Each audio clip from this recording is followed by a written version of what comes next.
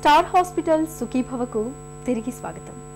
తీవ్రమైన ఎండ ధాటికి ఈ సీజన్లో మనలో చాలా మంది వడదెబ్బకు గురవుతూ ఉంటారు. ముఖ్యంగా వృద్ధులకు, పిల్లలకు వడదెబ్బ ముప్పు మరింత ఎక్కువగా ఉంటుంది. వెల్లువెత్తే చెమటల మూలంగా ఒంట్లోంచి ధారాళంగా నీరు, లవణాలు బయటకు వెళ్ళిపోతూ ఉంటాయి. దీంతో మొదట డీహైడ్రేషన్, తర్వాత వడదెబ్బ తగులుతూ ఉంటాయి. వడదెబ్బను నివారించుకునేందుకు ఏం చేయాలో, ఎలాంటి జాగ్రత్తలు తీసుకోవాలో ఇప్పుడు తెలుసుకుందాం. ఎండ బాగా ఉన్నప్పుడు మనం దాన్ని అవాయిడ్ చేస్తే మంచిది. అంటే ఉదాహరణకు ఉదయం 11 గంటల లోపే మన పనులు ముగించుకుంటే మంచిది. అదేవిధంగా సాయంత్రం 3 తర్వాత 4 తర్వాతనో బయటికి వెళ్తే మంచిది. ఈ సమయంలో అంటే 11 గంటల నుంచి సాయంత్రం 4 గంటల వరకు కూడా తప్పనిసరిగా బయటికి వెళ్ళాల్సి వస్తే ఏదైనా ఆచ్ఛాదన, ఒక గొడుగునో ఒక టవల్ను తీసుకుని వెళ్తే మంచిది. బయటికి వెళ్ళేటప్పుడు మంచి ద్రవ పదార్థం తీసుకుని పోవాలి. అది కాకుండా గంటకు ఒకసారి కనీసం ఒక 1-2 గ్లాసుల మంచినీళ్ళు కానీ లేదా లవణాలను ఇతర ద్రవ పదార్థాలు కానీ తీసుకుంటూ ఉండాలి. సాధ్యమైనంత వరకు ఏదైనా నీడనో లేకపోతే బాగా నీడ ఉన్న గదిలోనో లేదా ప్రదేశంలో మనం కాసేపు విశ్రాంతి తీసుకుంటూ ఉండాలి. ఎక్కువగా మనం ఫిజికల్గా ఎగ్జర్ట్ కావద్దు. సాధ్యమైనంత వరకు మనం ఆటోల్లోనూ, బస్సుల్లోనూ లేకపోతే ఇతర వాహనాలను వెళ్తూ ఉండాలి. నడకని బాగా తగ్గించుకోవాలి. నడిచినా కానీ ప్రతి 10 నిమిషాలకి కాసేపు మనం విశ్రాంతి తీసుకుంటూ ఉండాలి. సాధ్యమైనంత వరకు లేత రంగు దుస్తుల్ని ధరిస్తూ ఉండాలి. మగవాళ్లతో పోలిస్తే ఆడవాళ్లలో గుండె జబ్బులు తక్కువని మనలో చాలా మందికి నమ్మకం. ఈ నమ్మకంలో కొంతమేరకు నిజం ఉంది. అయితే మనకు తెలియని విషయం ఏంటంటే గుండెపోటు మరణాల్లో పురుషుల కన్నా మహిళల సంఖ్య ఎక్కువగా ఉంటుంది. ఇందుకు కారణాలు ఉన్నాయి. మగవాళ్లతో పోలిస్తే గుండెపోటు సంకేతాలు మహిళల్లో కాస్త భిన్నంగా ఉంటాయి. వాటిని గుర్తించి తగిన చికిత్స తీసుకునే లోపే గుండెపోటు ప్రాణాల్ని హరిస్తూ ఉంటుంది. మహిళల్లో గుండె జబ్బుల గురించిన పూర్తి వివరాల్ని డాక్టర్ని అడిగి ఇప్పుడు తెలుసుకుందాం.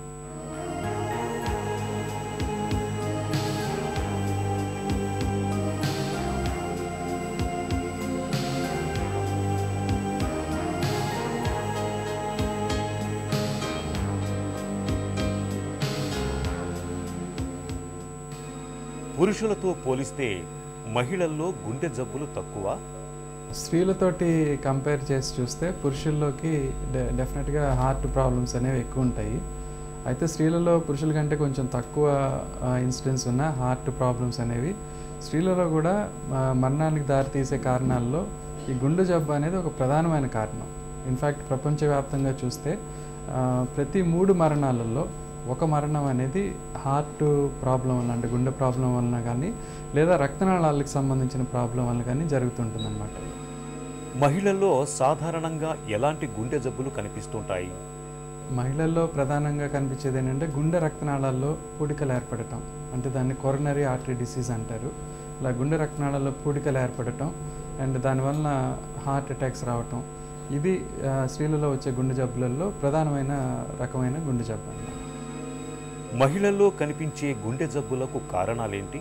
షుగర్ ఎక్కువ ఉన్న వాళ్ళలో, కొలెస్ట్రాల్ ఎక్కువ ఉన్న వాళ్ళలో, బీపీ బాగా ఎక్కువ ఉన్న వాళ్ళలో, స్మోకింగ్ ఎక్కువ చేసే వాళ్ళలో, బాగా ఊబకాయం అంటే వెయిట్ ఎక్కువ ఉండే వాళ్ళలో, అదేవిధంగా సెడెంటరీ లైఫ్ స్టైల్ అంటే ఎక్కువ శారీరక శ్రమ లేకపోవటం, లేదా వంశపారంపర్యంగా గుండె జబ్బులు ఉన్న వాళ్ళలో, వయసు పెరిగే కొద్దీ, ఈ కారణాలన్నిటి వలన హార్ట్ సమస్యలు అనేవి వస్తుంటాయి. అయితే ఇప్పుడు స్త్రీలలో ఇప్పుడు మన దేశంలో అట్లీస్ట్ స్మోకింగ్ ఇలాంటివి స్త్రీలలో తక్కువ కాబట్టి ఇవి తక్కువ కాంట్రిబ్యూట్ చేస్తుంటాయి స్త్రీలలో. అదేవిధంగా కొన్ని రిస్క్ ఫ్యాక్టర్స్ అంటే ఇప్పుడు స్ట్రెస్ ఇట్లాంటివి పురుషుల్లో కంటే కూడా స్త్రీలలో గుండె జబ్బులకు దారితీసే అవకాశాలు బాగా ఎక్కువ ఉంటాయి. గుండెపోటు మరణాల్లో మహిళల సంఖ్య ఎందుకు ఎక్కువగా ఉంటుంది? గుండెపోటు అనగానే మనకు గుర్తొచ్చేది ఏంటంటే ఛాతిలో బాగా నొప్పిగా అనిపించడం, బిగదీస్తున్నట్లు అనిపించడం, చేయి లాగటం, బాగా చెమట పట్టేయటం, ఆయాసంగా ఉండటం, ఊపిరాడినట్లు ఉండటం, ఇది ప్రధానమైన లక్షణాలు. క్లాసికల్ హార్ట్ అటాక్ సిమ్టమ్స్ అనేవి ఈ విధంగా ఉంటాయి అన్నమాట. అయితే ఇటువంటి క్లాసికల్ హార్ట్ అటాక్ సిమ్టమ్స్ అనేవి అందరిలో ఉండక్కర్లేదు. ఇప్పుడు కొంతమందిలో ఎస్పెషల్లీ స్త్రీలలో 50% హార్ట్ అటాక్స్ వచ్చినప్పుడు ఇటువంటి క్లాసికల్ లక్షణాలు ఉండవు అన్నమాట. వాళ్ళకి బాగా అజీర్తిగా అనిపించడం, లేకపోతే బాగా అలసట, తీవ్రమైన అలసట అనిపించడం, లేదా ఛాతిలో నొప్పి లేకుండా కేవలం చేయి లాగటం, లేదా కేవలం మెడ నొప్పి లాగా దవడ నొప్పి లాగా రావటం, సో ఇలా ఉండటం వల్ల ఏంటంటే చాలామంది స్త్రీలు ఇదేముందిలే మామూలుగా వచ్చే లక్షణాలేమో ఇది హార్ట్ది కాదేమో అనుకుని చాలామంది అశ్రద్ధ చేస్తుంటారు. సో రెండోది ఏంటంటే స్త్రీలలో రక్తనాళాలు కొంచెం సన్నగా ఉంటాయి పురుషులతోటి కంపేర్ చేస్తే అనమాట. ప్లస్ మూడోదేమో ఇప్పుడు నార్మల్గా మన సోషల్ సిమ్టమ్స్ అంటే ఏదైనా జనరల్ చెకప్లకి వెళ్ళటం కానీ లేకపోతే టెస్టులు చేయించుకోవడం కానీ ప్రాబ్లం ఉంటే వెంటనే డాక్టర్ దగ్గరికి వెళ్ళటం కానీ generally because of our social background స్త్రీలలో కొంచెం ఆలస్యం జరుగుతుంటుంది. సో ఈ కారణాలు అన్నిటి వలన ఏంటంటే అడ్వర్స్ అవుట్కమ్ అంటే మరణాలు అనేది దారితీసే అవకాశం ఎక్కువ ఉంటుంది. మెనోపాజ్ తర్వాత గుండెకు సమస్యలు పెరుగుతాయా? ఇప్పుడు మామూలుగా నెలసరి క్రమంగా వస్తున్నప్పుడు స్త్రీల శరీరాల్లో ఈస్ట్రోజన్ ఎక్కువ ఉంటుందండి. సో అలా ఈస్ట్రోజన్ అనేది గుండె జబ్బులు రాకుండా ప్రివెంట్ చేయడానికి హెల్ప్ చేస్తుంటుంది. అంటే వాళ్ళలో కొలెస్ట్రాల్ లెవెల్స్ ఇవన్నీ తక్కువ ఉంటాయి అండ్ రక్తనాళాలు దెబ్బతినే అవకాశాలు తక్కువ ఉంటాయి. అదే నెలసరి ఆగిపోయిన తర్వాత అంటే మెనోపాజ్ తర్వాత ఈస్ట్రోజన్ లెవెల్స్ అనేవి తగ్గుతాయి. సో దాంతో ఏంటంటే కొలెస్ట్రాల్ లెవెల్స్ బాగా పెరిగిపోవడం జరుగుతుంటుంది. అదేవిధంగా బీపీ వచ్చే అవకాశాలు కొంచెం ఎక్కువ ఉంటాయి. రక్తనాళ గోడలు గట్టిపడే అవకాశం ఎక్కువ ఉంటుంది. రక్త ప్రసరణ కొంచెం తగ్గే అవకాశం ఎక్కువ ఉంటుంది. సో ఈ అన్ని కారణాల వల్ల మెనోపాజ్ తర్వాత హార్ట్ ప్రాబ్లమ్స్ అనేవి స్త్రీలలో ఎక్కువగా వస్తుంటాయి. ఇన్ఫ్యాక్ట్ మనం ఓవరాల్గా చూస్తే 50 సంవత్సరాల లోపు హార్ట్ ప్రాబ్లమ్స్ పురుషుల్లో చాలా ఎక్కువ ఉంటుంది. 50 నుండి 60 సంవత్సరాల మధ్యలో హార్ట్ ప్రాబ్లమ్స్ అనేవి స్త్రీలలోనూ పురుషుల్లోనూ ఒకే రకంగా ఉంటుంది. 60 సంవత్సరాలు దాటిన తర్వాత 60-65 సంవత్సరాలు దాటిన తర్వాత ఈ హార్ట్ గుండె జబ్బులు అనేవి స్త్రీలలో ఎక్కువగా ఉంటుందన్నమాట. సో అందుకని మామూలుగా మెనోపాజ్ అయిన తర్వాత అంటే పీరియడ్స్ అవి స్టాప్ అయిన తర్వాత చెకప్స్ అనేవి కొంచెం మోర్ ఫ్రీక్వెంట్గా ఎక్కువగా చేసుకోవడం అనేది మంచిది స్త్రీలలో. గుండె జబ్బుల్ని త్వరగా ఎలా గుర్తించాలి? గుండె రక్త సరఫరాలో ఏదైనా బ్లాకేజెస్ ఏర్పడినప్పుడు కామన్గా కనిపించే లక్షణాలు ఏంటంటే నడిచినప్పుడు ఆయాసం రావటం కానీ, ఛాతిలో నొప్పి రావటం కానీ, బాగా అలసటగా అనిపించడం కానీ, దడగా అనిపించటం, ఇటువంటి లక్షణాలు ఏమన్నా ఉంటే అవి గుండె జబ్బుకు సంబంధించిన లక్షణాలు అనమాట. సో ఇటువంటి లక్షణాలు కనిపించగానే వెంటనే డాక్టర్ గారి దగ్గరికి వెళ్ళి చెకప్ చేసుకోవటం అనేది అవసరం అనమాట.